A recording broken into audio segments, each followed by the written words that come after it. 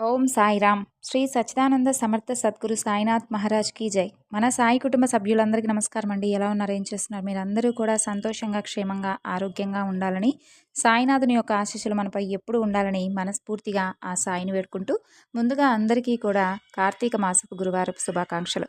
అందరూ బాబాగారు పూజ చేసుకున్నారనుకుంటున్నాను. ఆ సాయి అనుగ్రహం మనపై ఎప్పుడు ఉండాలని మనస్ఫూర్తిగా వేడుకుంటున్నానండి. ఇక ఈరోజు బాబాగారి సందేశం ఏమిటి అంటే, ఈ శుభ గురువారం రోజున నీకోసం ఒక మంచి శుభవార్తను తీసుకువచ్చాను. ఈ శుభవార్తను నువ్వు విన్న వెంటనే నాకు థ్యాంక్స్ బాబా అని తప్పక చెప్తావు. మరి ఈ సందేశం ఏమిటో, ఈ సందేశంలో ఉన్నటువంటి ఆంతర్యం ఏమిటో తెలుసుకో అంటున్నారు. మరి ఈ సందేశంలో ఉన్నటువంటి పరమార్థం ఏమిటో తెలుసుకుందామండి. అంతకన్నా ముందు మన ఛానల్ని ఎవరైనా కొత్తగా చూస్తున్నట్లయితే ఛానల్ను సబ్స్క్రైబ్ చేసుకొని, వీడియో కనుక మీకు నచ్చితే లైక్ చేసి సపోర్ట్ చేయండి ఫ్రెండ్స్. ఇక బాబాగారి సందేశాన్ని కొనసాగిద్దాం. ఈరోజు ఈ శుభ గురువారం రోజున నీకోసమై ఒక మంచి శుభవార్తను తీసుకువచ్చాను. అలాగే నీవీరోజు ఈ శుభవార్త విన్న తర్వాత తప్పకుండా నాకు ధన్యవాదాలు చెబుతావు. అలాగే ఈ సాయికి గురుదక్షిణ కూడా సమర్పించుకుంటావు. మరి ఈరోజు ఈ శుభ గురువారం రోజున నువ్వు వినబోయేటటువంటి శుభవార్త దేని గురించో తప్పకుండా తెలుసుకో. చిరునవ్వు, మౌనం, ఈ రెండు కూడా గొప్ప ఆయుధాలు తెలుసా?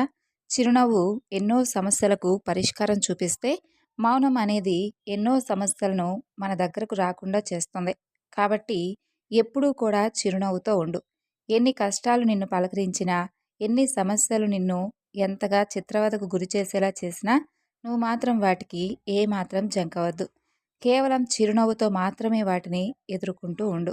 ఏదైనా కానీ సాధించాలి అనేటటువంటి ఆలోచన నీ మనసులో నిరంతరం ఉన్నంతకాలం ఎన్ని అడ్డంకులు వచ్చినా, కాలం ఎన్ని పరీక్షలు పెడుతూ ఉన్నా, నీ విజయాన్ని అలాగే నీ ఆలోచన విధానాన్ని ఎవ్వరూ కూడా ఆపలేరు. కాబట్టి నువ్వు ఏదైతే దేని గురించి అయితే సాధించాలని కలలు కంటున్నావో, ఆ కలలన్నీ కూడా బూడిదపాలు కాకుండా ఉండాలంటే నీ ఆలోచన విధానంలో తప్పకుండా మార్పు రావాలి. అంటే నీ మనసులో నువ్వు ఏమాత్రం సంకోచించకుండా, కేవలం నేను అది తప్పకుండా సాధించగలను, అందులో నాకు విజయం ప్రాప్తిస్తుంది అనేటటువంటి ఆలోచనలతో మాత్రమే ఉండు. అలాగే కాలం నిన్ను ఎన్ని పరీక్షలు పెడుతున్నప్పటికీ కూడా వాటికి ఏమాత్రం వంగకుండా, నీకు ఎన్ని అడ్డంకులు సృష్టించినప్పటికీ వాటన్నింటినీ కూడా జయించేటటువంటి శక్తి తప్పకుండా భగవంతుడు ఇచ్చే తీరుతాడు.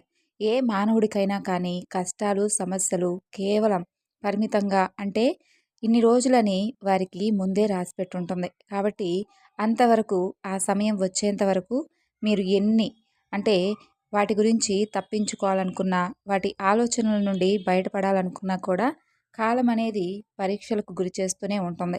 ఆ సమయంలోనే మిమ్మల్ని మీరు దృఢపరచుకోవాలి. బాబాగారి సందేశాన్ని కొనసాగించే ముందుగా చాలామంది గురువుగారి గురించి అడుగుతున్నారు కదండి. మనకి ఎన్నో సమస్యలు ఉంటాయి. ఆ సమస్యలను ఎదుర్కోలేక ఎన్నో ఇబ్బందులు కూడా ఎదుర్కోవాల్సినటువంటి పరిస్థితులు ఏర్పడతాయి. అలాంటప్పుడు మనకు తెలిసినటువంటి గురువుగారి సలహా తీసుకొని అది పాటించడం అనేది ప్రతి ఒక్కరూ కూడా అనుకుంటారు. మన సాయిబాబా వారి ఆశీస్సులతో జ్యోతిష్యం చెబుతారండి గురువుగారు. చాలా చక్కగా ఉన్నట్లుగా మన గురించి, మనం ఏ సమస్య గురించి అయితే బాధపడుతూ ఉన్నామో, ప్రేమ, పెళ్లి, ఉద్యోగం, ఇలా మన సమస్యను బట్టి శాశ్వతమైనటువంటి పరిష్కార మార్గాన్ని పూజల రూపంగా కానీ, లేదంటే పరిహార మార్గంగా కానీ తెలియజేస్తారు. ఇక్కడ స్క్రీన్ మీద కనిపిస్తున్నటువంటి నెంబర్కు కాల్ చేసి గురుగారికి మీ సమస్య ఏమిటో తెలియజేసి ఆ సమస్య నుండి ఒక మంచి పరిష్కారాన్ని పొందండి. ఇక బాబాగారి సందేశాన్ని కొనసాగిద్దాం. లేదు బాబా, ప్రతిరోజు కూడా నేను ఏదో ఒకటి సాధించగలను అనే నమ్మకాన్ని, ధైర్యాన్ని ఎప్పుడూ కూడా కలిగి ఉండేవాడిని. అలాగే నాతో పాటు ఉన్నవారికి కూడా నేను ధైర్యాన్ని చెబుతూ ఉండేవాడిని. ఎప్పుడూ కూడా చిరునవ్వుతో ప్రతి ఒక్కరిని కూడా పలకరిస్తూ ఉండేవాడిని. కానీ కొన్నిసార్లు నాకు అనిపిస్తూ ఉంటుంది, నిజంగా నేను జీవితంలో మంచి స్థాయికి వెళ్ళగలనా? నేను అనుకుంటున్నటువంటి నా లక్ష్యాన్ని నేను తప్పకుండా చేరుకోగలనా అని ఈ విధమైనటువంటి ఆలోచనలు, అలాగే ఎన్నో ఎన్నో ఎన్నో అనుమానాలు నాలో మెదలవుతూ ఉన్నాయి. దీనికి కారణం ఏమిటో తెలియడం లేదు. అంటే రాబోయే రోజులు ఏ విధంగా ఉంటాయి అనేటటువంటి ఆలోచనలతో నేను చాలా సతమతమైపోతున్నాను. కొన్నిసార్లు అందరినీ విడిచిపెట్టి దూరంగా ఎటైనా పారిపోవాలనిపిస్తుంది. ఎందుకంటే నా సమస్యలు, అలాగే నా కుటుంబ పరిస్థితులు అలా ఉన్నాయి బాబా. అయినా ఇవన్నీ నీకు విన్నవించుకునే అవసరం లేదేమో. ఎందుకంటే సర్వసాక్షి అయినటువంటి నీకు నా సమస్యల గురించి తెలియకుండా ఉంటుందా? అలాగే నేను దేని గురించి ఎక్కువగా ఆలోచిస్తున్నానో కూడా నీకు తెలియకుండా ఉంటుందా? నా మనసును చదివినటువంటి గొప్ప దైవానివి నీవు. అలాగే నిరంతరం కూడా నీ నామస్మరణతో రోజును మొదలుపెట్టేటటువంటి నాకు, నా గురించి నీకు తెలియడా చెప్పు? నా గురించి పూర్తిగా నీకు తెలుస్తుంది. అయినప్పటికీ నువ్వు మాత్రం ఏ విధమైనటువంటి స్పందన ఇవ్వకపోవడం వలన నాలో లేనిపోని భయాందోళనలు రోజురోజుకి ఎక్కువైపోతున్నాయి. కాబట్టి నన్ను భయానికి గురి చేస్తున్నటువంటి ఆ కాలానికి నేనున్నాను అనేటటువంటి ధైర్యాన్ని నువ్వు ఎప్పుడైతే కల్పిస్తావో అప్పటి నుండి నేను ధైర్యాన్ని తెచ్చుకుంటాను. చూడు బాబా, నేను ఇప్పుడు తప్పకుండా నా లక్ష్యాన్ని ఛేదించాలంటే నాకు ధైర్యంతో పాటు నీ అనుగ్రహం కూడా కావాలి. అలాగే నలుగురిలోనూ నేను ధైర్యంగా నిలబడాలి అంటే నాలో లేనటువంటి శక్తిని, ధైర్యాన్ని నువ్వు నాకు తప్పక అందివ్వాలి. ఇప్పటి వరకు నన్ను ఎన్ని సమస్యలు పలకరించినా కూడా నేనిలా ఉన్నానంటే అందుకు కారణం నువ్వే బాబా. నిజంగా ఎంతటి కష్టాన్నైనా కూడా తట్టుకొని నిలబడ్డానంటే అందుకు నీ సహాయం లేనిదే ఈరోజు నేను ఇలా ఉండలేను. కాకపోతే నా కుటుంబంలో ఉన్నవారి అవసరాలను, అలాగే వారికి కావాల్సినటువంటి ప్రతి ఒక్కటి కూడా నేను ఇవ్వలేకపోతున్నాను. అలాగే వారు నాపై పెట్టుకున్నటువంటి ఆశలను కూడా నేను ఎక్కడ వమ్ము చేస్తానేమోనని భయం వేస్తుంది. ఎందుకంటే నాకు ఎదురయ్యేటటువంటి పరిస్థితులు అలా ఉంటున్నాయి. చూడు బిడ్డా, భగవంతుడు మనల్ని ఏం చేస్తాడులే, అసలు ఆయన ఎక్కడ చూస్తున్నాడులే అనుకుంటూ నలుగురిని బాధ పెడుతూ, నలుగురిని మోసం చేసేటటువంటి వారు సంతోషంగా ఉంటున్నారు. అలాగే అడ్డదారుల్లో ధనాన్ని సంపాదించి విర్రవీగుతున్నారు. అలాంటి వారికే లేనటువంటి భయం, అలాంటి వారికే లేనటువంటి ఆందోళన మంచి మనసు ఉన్నటువంటి నీకెందుకు కలుగుతుంది చెప్పు? నువ్వు ఎవరిని కూడా మోసం చేయలేదు. అలాగే ఎవరి కీడును కూడా ఎప్పుడూ కోరలేదు. ఎప్పుడూ కూడా నీ కోసం, అలాగే నీ కుటుంబంలో ఉన్నవారి కోసం, నీ చుట్టూ ఉన్నటువంటి నీ స్నేహితుల కోసం మాత్రమే ఆలోచించావు. అలాగే ఇప్పటి వరకు అన్నీ మంచి పనులే చేశావు. మంచి దారిలోనే నడిచావు. మరి అలాంటప్పుడు నీకెందుకు భగవంతుడు అన్యాయం చేస్తాడు చెప్పు? ప్రతి మానవుడికి కూడా కర్మ మార్గం అనేది ఒకటి ఉంటుంది.